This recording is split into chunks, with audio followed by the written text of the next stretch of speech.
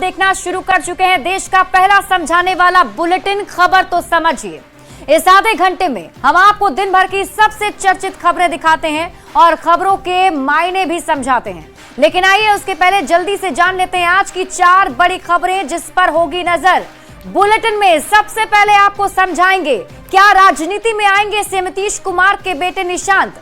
समझिए land for job मामले में कोर्ट ने क्या कहा। पीएमसीएच के यादगार 100 साल आपको बताएंगे और जैक पेपर लीक कांड के मायने आपको समझाएंगे। लेकिन शुरुआत सबसे पहले बड़ी खबर के साथ। मुख्यमंत्री नीतीश कुमार के बेटे निशांत कुमार ने एक बार फिर अपने पिता के लिए वोट की अपील की है। निशांत ने करीब 1.5 मिनट के अपने बयान में हर बड़े सवाल का जवाब दिया, जिसकी सियासी गलियारे में अब खूब चर्चा हो रही है। आप रिपोर्ट देखिए फिर खबर तो समझिए। जनता चाहेगी तो आप राजनीति में आएंगे। निशांत राजनीति में आएंगे, इस सवाल पर तेज होती चर्चा के बीच नीतीश कुमार के बेटे निशांत ने खुलकर पहली बार मीडिया के सामने अपनी बात रखी। एनडीए भी घोषित करें और हमारे जेडीयू भी कार्यकर्ता सारे नेता सब मिलकर घोषित करें। एनडीए भी घोषित, सीएम है और सीएम के उनके नेतृत्व में हमारी सरकार बने, फिर से विकास का क्रम जारी रखें।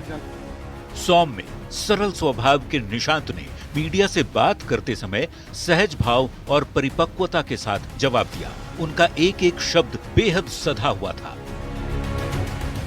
कल प्रधानमंत्री ने बिहार आए थे और अच्छा ठीक है, पिता को भी लाडले मुख्यमंत्री बताया है। हाँ तो गठबंधन है तो बोलेंगे ही। अच्छा है, काम किया उन्होंने जी। 46 साल के निशांत कुमार बिहार के सबसे कामयाब राजनीतिज्ञ और सबसे ज्यादा दिनों तक मुख्यमंत्री का पद संभालने वाले नीतीश कुमार के बेटे हैं। बिहार के सबसे प्रभावी नेता का बेटा होने के बावजूद निशांत पहले मीडिया के सामने बहुत कम आते थे और मीडिया ने सवाल पूछ भी लिया तो निकल जाया करते थे। क्या निशांत भी आएंगे पॉलिटिक्स में? लेकिन अब वो खुल के बोलने लगे हैं। पहली बार इतना बोले, खूब बोले, जितना उन्होंने कभी नहीं बोला था। अपने पार्टी के कार्यकर्ताओं को भी मैं आह्वान करता हूं, जाइए जन जन तक पिताजी की नीतियां जो उन्होंने 19 साल में काम किया है, विकास किया, उसको जन जन तक पहुंचाएं। जनता को मालूम होना चाहिए ना कि क्या होना चाहिए, उसमें कमी नहीं होनी चाहिए, तब जाके जनता समझे कि हाँ ये लायक है तो ठीक है। 25 में भी मुख्यमंत्री नीतीश कुमार जी। 39 दिनों के अंदर निशांत कुमार ने तीसरी बार अपने पिता के लिए बिहार की जनता से वोट की अपील की है। 17 जनवरी 2025 को पहली बार बख्तियारपुर में पिता के साथ वोट की अपील की थी। चुनाव भी हो सकेगा तो पिताजी को, उनकी पार्टी को आप सब जनता वोट करें, फिर से लाएं, अच्छा काम करें।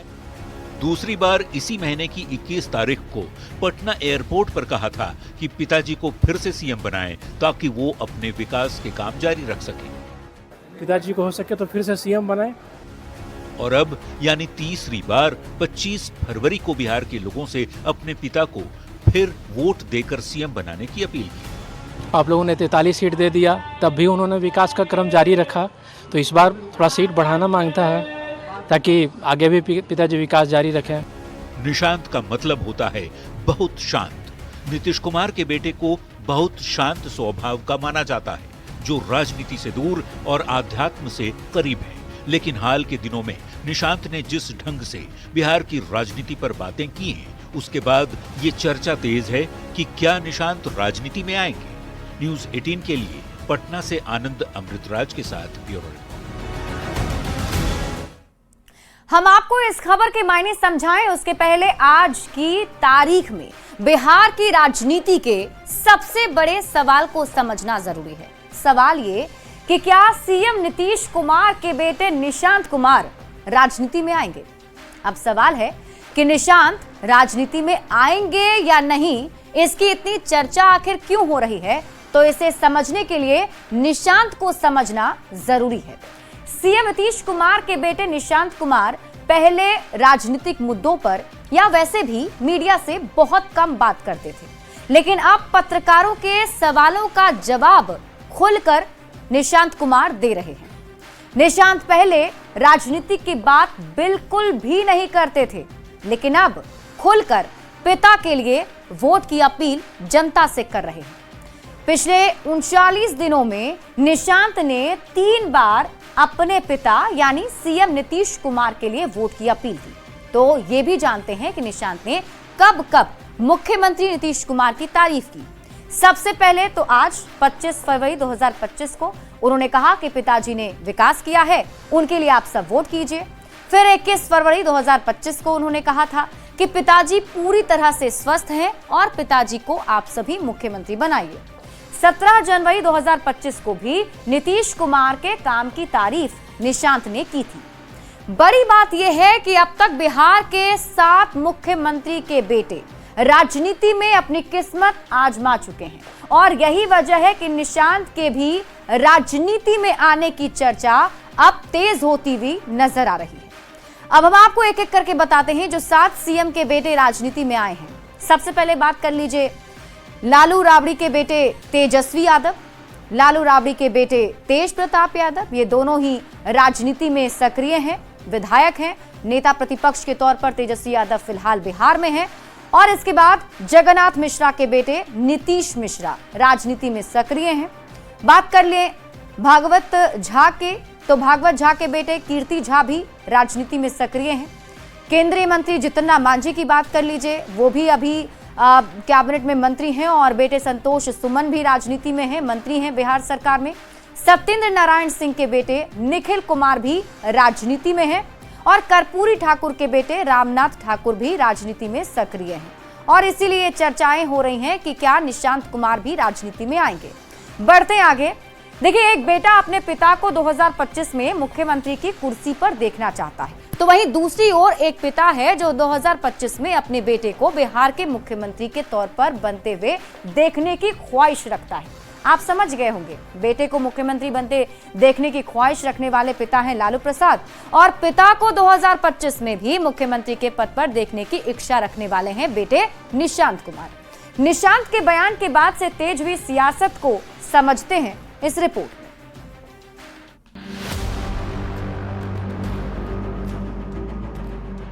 तो इस बार थोड़ा सीट बढ़ाना मांगता है ताकि आगे भी पिताजी विकास जारी रखें। निशांत यानी बहुत शांत।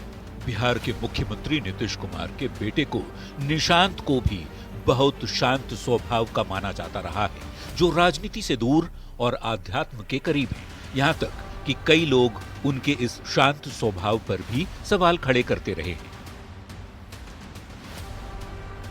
लेकिन मंगलवार को जिस ढंग से निशांत ने मीडिया से बातें की, सधे हुए और परिपक्व अंदाज में सवालों के जवाब दिए, उसके बाद राजनीतिक बहस तेज हो गई है। विपक्ष सीएम नीतीश कुमार का घेराव कर रहा है। ये जो निशांत कुमार का पूरा एपिसोड है ये स्क्रिप्टेड है। इसके स्क्रिप्ट राइटर माननीय मुख्यमंत्री नीतीश कुमार जी है, जबकि एनडीए नेताओं का कहना है कि फैसला नीतीश कुमार को ही करना है। इस पार्टी के सर्वमान्य नेता होने के नाते पार्टी का भविष्य भी वो जिस रूप में तय करेंगे, पार्टी उसी रूप में चलेगी। वैसे पार्टी के नेताओं के साथ साथ रिश्तेदार भी चाहते हैं कि निशांत राजनीति में आए। निशांत की मौसी डॉक्टर अंजू कहती हैं कि वे लोग चाहते हैं कि निशांत राजनीति में जरूर आए। हम लोग नहीं कह सकते, हम लोग कहते हैं जरूर, अध्यात्म से जुड़ा हुआ और हम लोग कहते हैं, कुछ बोलता नहीं है। अब देखिए क्या समय आएगा तो शायद। अब निशांत राजनीति में आते हैं या नहीं, नीतीश कुमार निशांत को राजनीति में आने की परमिशन देते हैं या नहीं, ये तो वक्त ही बताएगा। फिलहाल बिहार में निशांत कुमार चर्चा का विषय जरूर बने हुए हैं। न्यूज़ 18 के लिए पटना से आनंद अमृतराज और शैलेंद्र कुमार के साथ bureau report.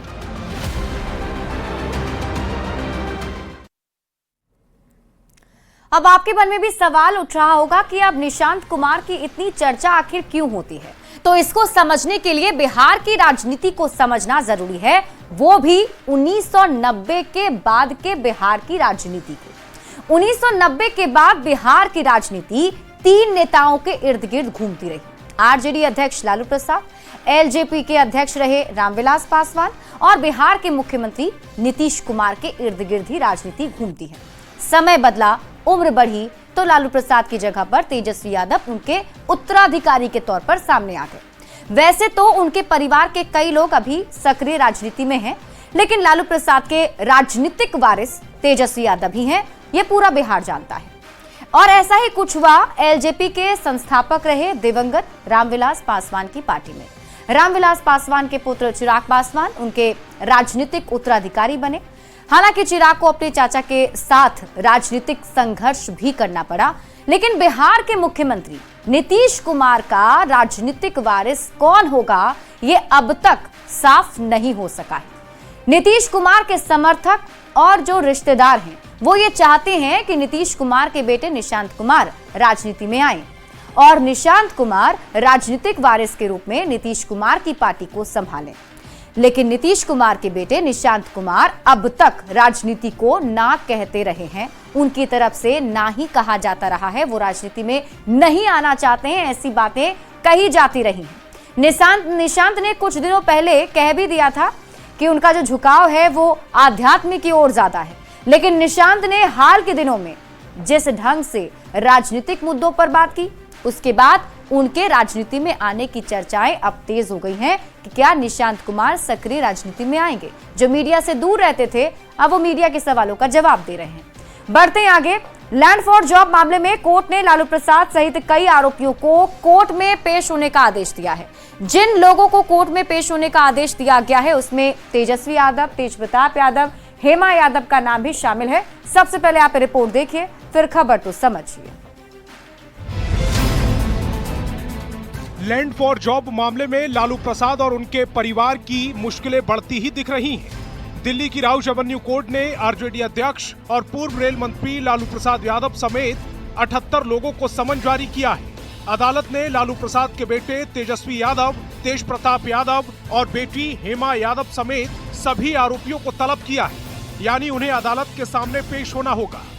Rouse Avenue court ने आज पूरे के पूरे लालू परिवार पर सम्मन जारी किया है। बताइए कितनी शर्मनाक बात है बिहार की। मामला लैंड फॉर जॉब घोटाले से जुड़ा है। लंबे अरसे से अदालतों की कार्यवाही का हिस्सा ये मामला फिलहाल चार्जशीट के बाद चर्चाओं में है।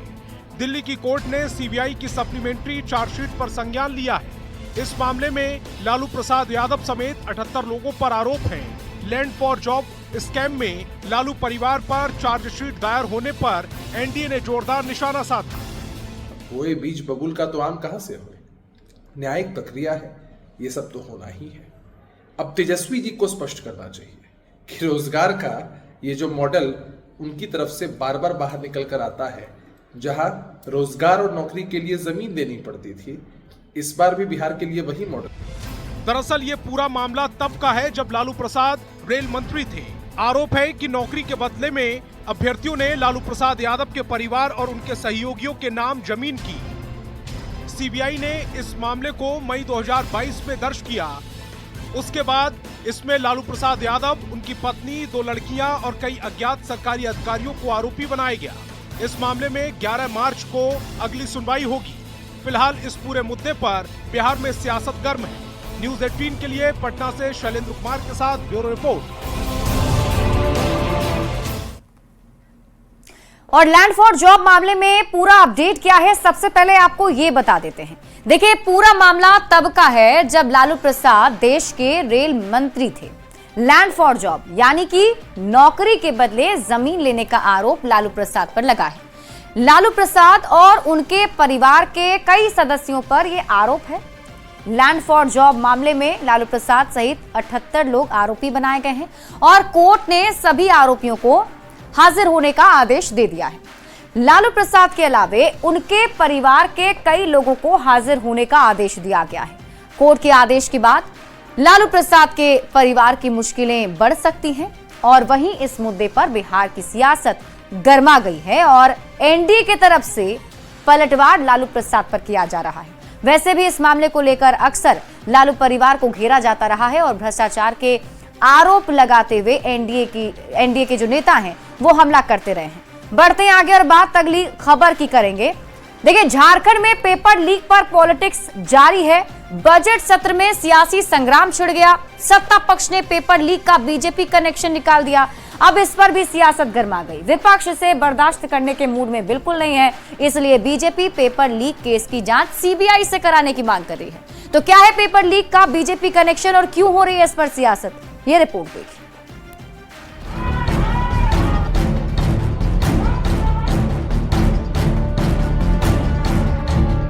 जैक पेपर लीक को लेकर झारखंड में सियासत भी गरमाई हुई है। सड़क से लेकर सदन तक विपक्ष के नेता प्रदर्शन कर रहे हैं। बजट सत्र में भी बीजेपी 10वीं की परीक्षा में पेपर लीक के मामले को जोर शोर से उठा रही है। मंगलवार को सत्र के दूसरे दिन बीजेपी के विधायक सदन की सीढ़ियों पर ही बैठ गए।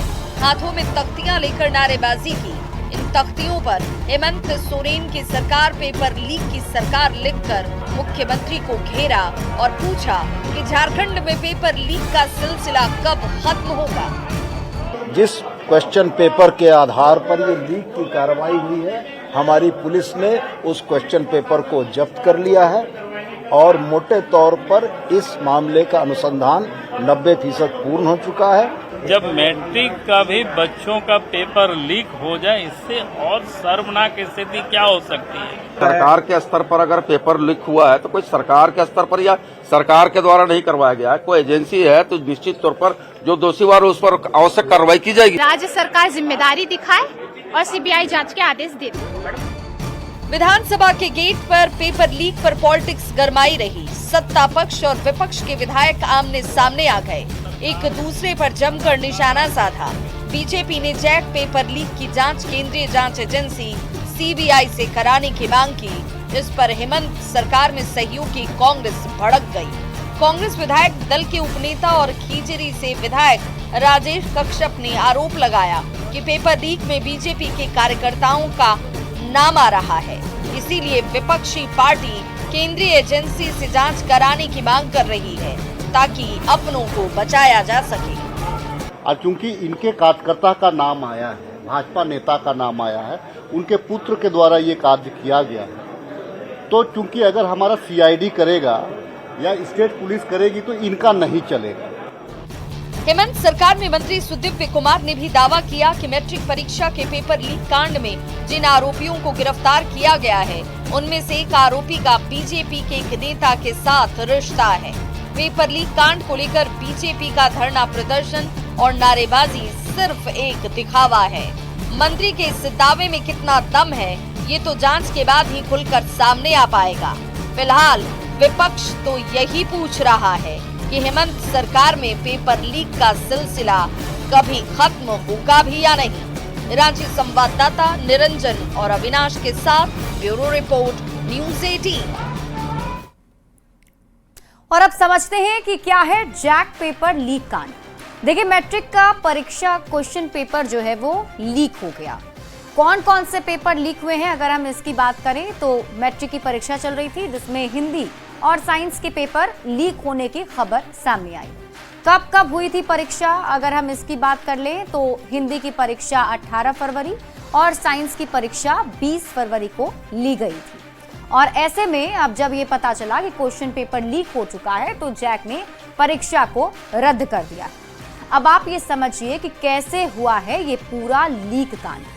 ट्रक से उतारने के समय क्वेश्चन पेपर को निकाला गया, यानी कि ट्रक के जरिए जब क्वेश्चन पेपर पहुंचाया जा रहा था तो बीच में ट्रक से क्वेश्चन पेपर निकाल लिया गया।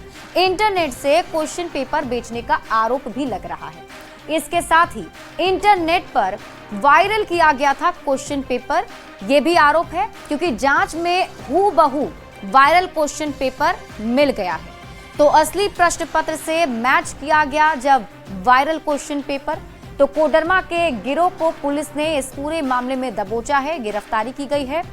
सत्ता पक्ष ने पेपर लीक का बीजेपी कनेक्शन निकाल दिया है। बीजेपी ने पेपर लीक केस की जांच सीबीआई से कराने की मांग की है और राजनीतिक माहौल गर्मा गया है। इस पूरे मामले को लेकर सदन में भी जमकर हंगामा देखने को मिला।